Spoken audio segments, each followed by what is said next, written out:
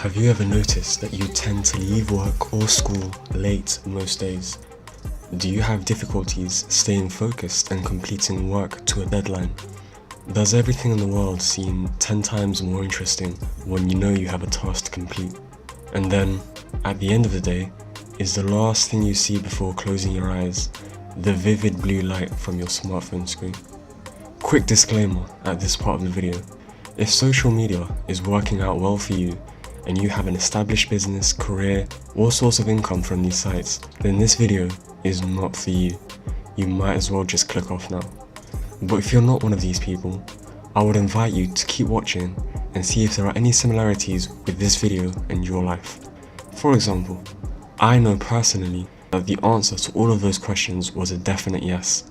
There were always other students or colleagues who would be out the door at 5 PM sharp, having completed all their tasks for that day and set themselves up well for the next. So I started to ask myself, what exactly are these people doing that I am not? I got my answer from a friend of mine in college. Let's call him Ash. Ash was one of the most hardworking people I ever met in my life, completing assignments that took us days or even weeks in a matter of hours. Ash was somewhat of a legend in school, and teachers often spoke very highly of him. To find out how Ash did this, I sent him a text one afternoon to see if he had time to talk, and he replied the next day saying he was happy to help after work one day.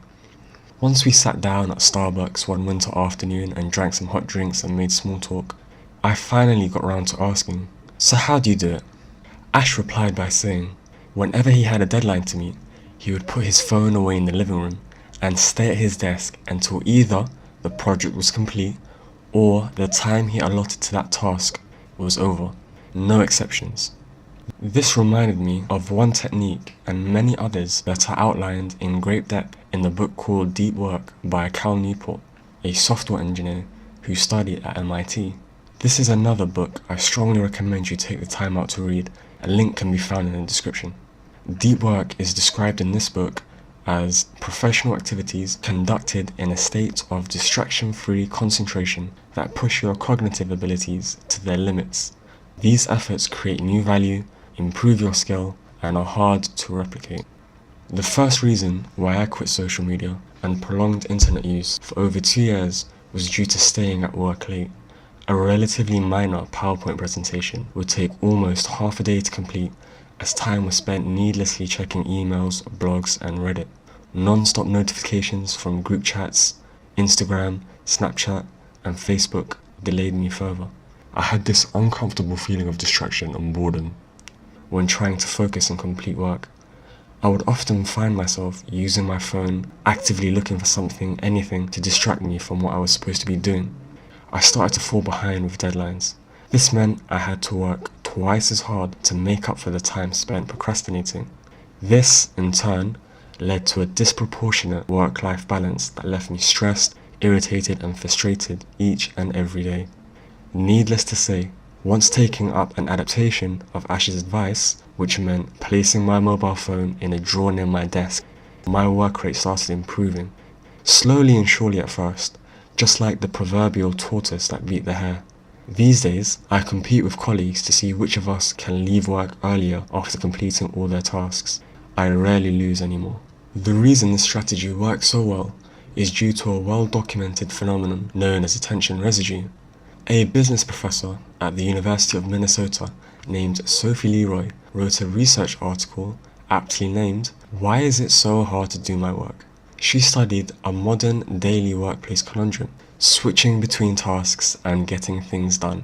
In 2 experiments, Leroy finds that people are less productive when they are constantly switching from one task to another, instead of focusing on one thing at a time.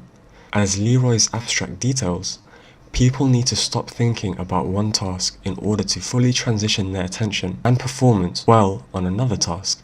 Yet results indicate it is difficult for people to transition their attention away from an unfinished task, and so their subsequent task performance suffers. Even if you finish your task completely, you still have some attention residue swirling around your head as you embark on your next task. For example, an unfinished conversation on WhatsApp may be causing you to become less focused on the task at hand. This may result in poor quality work being produced or longer periods of time required to complete the exact same task. Removing distractions from your environment when it's time to focus deeply on one task and not succumbing to their insidious and enticing pull is the key to success. The second reason I decided to quit social media was the onset of symptoms of anxiety and maybe even depression. Have you ever compared your typical weekend indoors with friends who seem to be having the time of their lives elsewhere? I have. Or how about the perfect chiseled bodies and near perfect faces of these Instagram famous people who inevitably set beauty standards for everyone else? Me too. Ever seen someone else's seemingly picturesque relationship photos online and felt a teeny weeny bit jealous of their happiness? I have to. I'm certain there are countless more examples you can provide where you compare the highlight reel of someone else's life to the behind the scenes of yours. Comment below on any other examples I may have missed that stand out to you. This effect is known as the compare and despair factor, in which feelings of self-consciousness or a need for perfectionism can arise, which sometimes leads to anxiety or obsessive compulsive disorder, more commonly known as OCD. Even the specifically designed followers count that is visible on most of these platforms can cause insecurities in some people, where it is clearly the quantity rather than the quality of said followers they take into consideration. As Theodore Roosevelt once said, "Comparison is the thief of joy." Why don't these people just quit if they can't use social media responsibly, you might say? Well, for one, these sites are carefully designed by attention engineer experts to create a sense of fear of missing out, also known as FOMO. This ensures that users feel compelled to check back every day to catch the latest meme or bit of gossip circling around their group of friends. A study conducted in 2011 by Guadalupe Espinosa and Jana Juvonen, apologies if I butchered your name, highlights that among 268 middle school students surveyed, 39% reported on falling behind in schoolwork and 37% reported on losing sleep due to these social media sites. 63% of students visited these sites often with their own profiles, whilst it didn't deter those without. This study does focus on school kids. However, social media platforms and their usage are more saturated in these younger generations with the rise of smartphones. Having said this, I worry that young adults in their early to mid-20s display very little, if any, improvement in self-discipline concerning social media. The third and final reason I quit social media was the impact it had on my sleeping patterns. The effects of blue light on sleep are crucial to understand if you, like me, were incapable of getting a good night's sleep on a regular basis. A quick overview of the topic tells us that all artificial light, including LEDs, which stand for light-emitting diodes, fluorescent bulbs, incandescent bulbs, can disturb sleeping patterns. The body's biological clock works in rhythms that are set by the amount of light and dark the body is exposed to. This is known as the circadian rhythm. Circadian rhythms control the timing of many of the body's processes. They determine sleeping and feeding patterns, as well as brain activity, hormone production, and cell regeneration. When artificial light is added to a human's day, the body's natural rhythms become confused. The retina can now receive light no matter what time of day it is, so the body doesn't know when to get ready for sleep. To prevent sleeping problems, avoid any exposure to blue light 30 to 60 minutes prior to bedtime. That means no TV, tablets, computers, or smartphones.